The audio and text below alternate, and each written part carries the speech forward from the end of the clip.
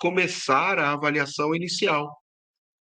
E aí entra aquelas perguntas importantes, né? Qual que é o motivo de você estar aqui? Qual que é a sua queixa principal, né? E como que aconteceu isso? São perguntas que a gente tem que estar fazendo neste momento. Eu posso ter aquele papelzinho, aquela avaliação completa, mas eu posso também estar fazendo de boca. Eu pego o nome dele, os dados pessoais, pergunto a profissão. Qual que é a sua profissão, né? O que que você trabalha? Por quê? Porque tudo isso influencia na queixa do cliente, na conduta que a gente tem que ter para, né, resolver o problema do cliente. Isso tudo é importante. O que também a gente tem que perguntar na avaliação inicial é, de 0 a 10, quanto que é essa dor? Quanto que está interferindo nas suas atividades? Então, temos que ter essa atenção. E por que que eu pergunto essa avaliação de 0 a 10? Para que a gente possa ter um parâmetro comparativo no final da sessão. Um parâmetro comparativo no final da sessão. Por quê? Porque é só assim que ele vai perceber se o seu trabalho melhorou ou não a dor dele, a queixa dele. Então, isso tudo é importante. A Claudenice Silva, acho você maravilhoso. Minha referência quando veio ver dicas. Vamos lá, vamos continuar. Estamos só no começo aqui, ó, terceiro passo. São 10 passos no total que eu estou descrevendo para vocês de um atendimento completo.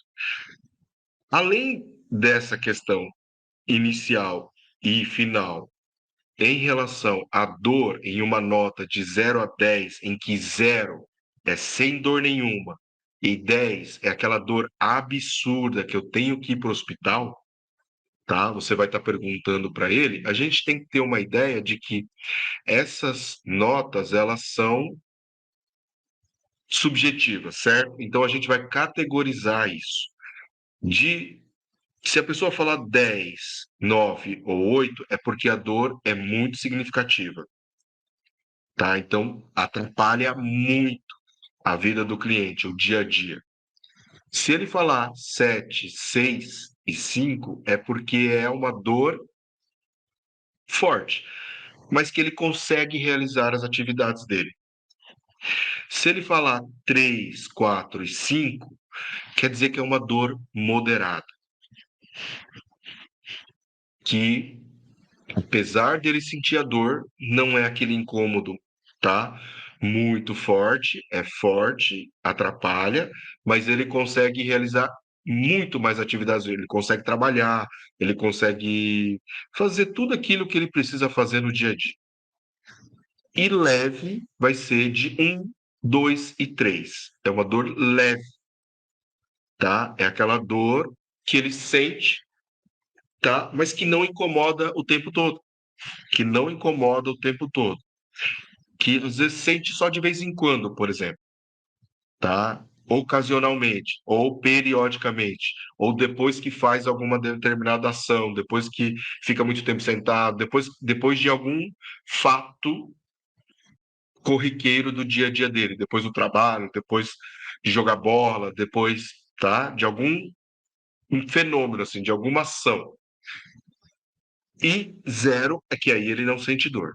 Tá? Não sentir dor tem que ser 0. 1, ele sente dor. Então, para não sentir dor nenhuma, é 0. Tá ok? Então, a gente tem que ter noção disso. Não adianta nada só perguntar de 0 a 10, tá? Do nada assim e achar que isso é suficiente. Então, a gente vai ter que trabalhar esse conceito, tá? E procurar entender isso daí.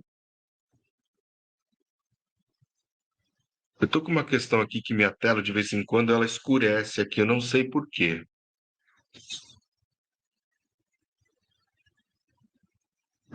Além dessas perguntas, o que que é importante a gente perguntar também?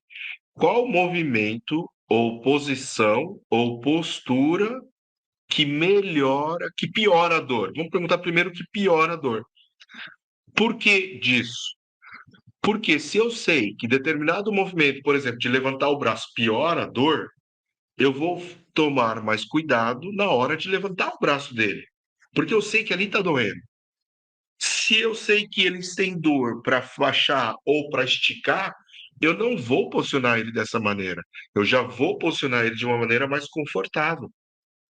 Isso faz parte de conhecimento da avaliação, porque às vezes as pessoas ficam tão bitoladas na avaliação, na anamnese, querem lá o papel, tudo, mas não conseguem aplicar os conceitos que você pergunta na prática. E isso que é o mais importante. Por que eu pergunto isso? Entende? Qual que é o movimento que melhora? Nessa posição ele fica bem. Bacana, então é assim que eu tenho que pensar. É isso que eu tenho que trazer para ele. Do que piora para melhorar. Quais são os músculos envolvidos naquele movimento que piora a dor dele? Quais são os músculos envolvidos no movimento que melhora? O que eu tenho que fazer para conseguir isso daí? Vou começar ele nessa posição para tentar chegar lá. Então, esse pensamento, esse raciocínio clínico é muito importante.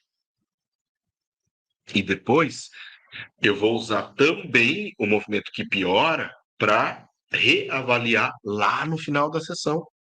Então, se ele não conseguir levar o braço até aqui, a gente tem que marcar isso de alguma forma. Que depois no final, ó, levantou até lá em cima. Bacana, a massagem deu resultado. É isso que você quer. É essa transformação.